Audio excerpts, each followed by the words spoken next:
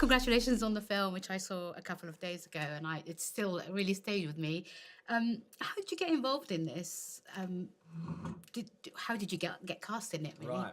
Well, Richard Curtis knows me. I worked with him in The Boat That Rocked, many years ago, and we've kept in touch, and we've seen each other a few times. He's come over to LA, and so yeah, we're friends. And so when this came up, he had me in mind for this little optimistic guy that drives the van. So I just said yes. What's the process in getting to record it, like voiceover for things like this?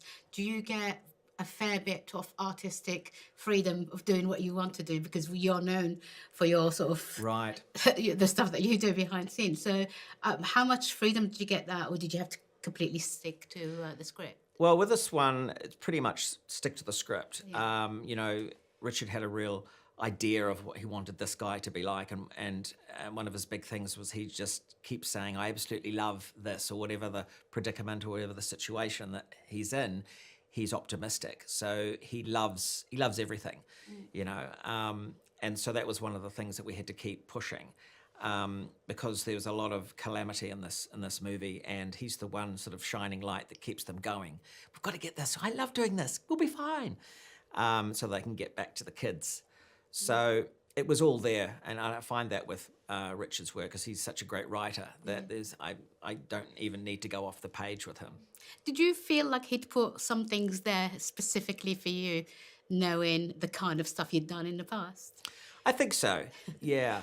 I'm not sure, I can't recall exactly what, but there's definitely pieces in there that are very Rhys Darby-like.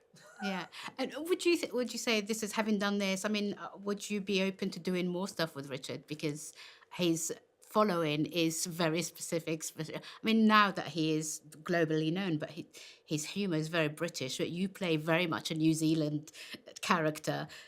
Would you be open to working more with him? Of course, yes, in a heartbeat. Yeah, I love his work, and I love Richard. Yeah, for sure. Yeah. And the choice of keeping him as a Kiwi, was that done specifically? Did you want to do it, or was it written in the script? No, I think he just had me in mind, and you know, he was born in New Zealand, so there's a connection between the two of us. So I think, yeah, it was just, it adds diversity to an already diverse cast, and I think it just made sense. Yeah, so this film's been knocking around for a few years now, and it's basically only just coming out now, and it's opening at the London Film Festival. How do you feel about that? I'm very excited. Yeah, I mean, time just seems to disappear these days. So it felt like we just made it yesterday. Yeah, and do you still remember everything? Like, whereabouts did you record? I did a lot of my recording in New Zealand about 2 years ago. It felt like. Yeah. And so you're only just getting to meet all the people who are in it now? Yeah, I still haven't met any of them yet. Yeah, oh, right. I'm looking forward to. Yeah, I'm always very, like, sort of intrigued by that kind of dynamic when you all record separately. Do you still get that connection even if you record separately? Well, I think, yeah, yes and no. I think the best voice artists are used to doing that, and so that's part of our job, is to be able to connect even though there's no one there.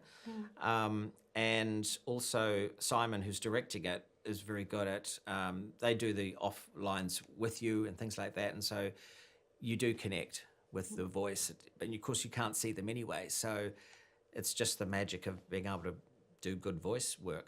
Yeah, I mean, I want to stick mostly to talking about this film, but I can't really go away without asking about Our Flag Means Death, about your experience on working on that, and then that sort of all the stuff that came out of it. How does it feel? Would you be prepared to, like, work on that again as a longer, say, form rather than series? Of course, yes, absolutely. That was a fantastic role, and if it was ever to come back again, I would be jumping in with all boots and fancy coats. Oh, well, I mean, I think the fans of the series would be absolutely over the moon if it was made into a film, like a feature film. So thank you so much for this conversation, and I really appreciate your time, and I absolutely love the movie. I think it's just really very positive outlook. Ladies and gentlemen, you're watching Hey You Guys! Hey, you guys! Hey, you guys. Hey, that's what they all say. Hey, you guys. Hey,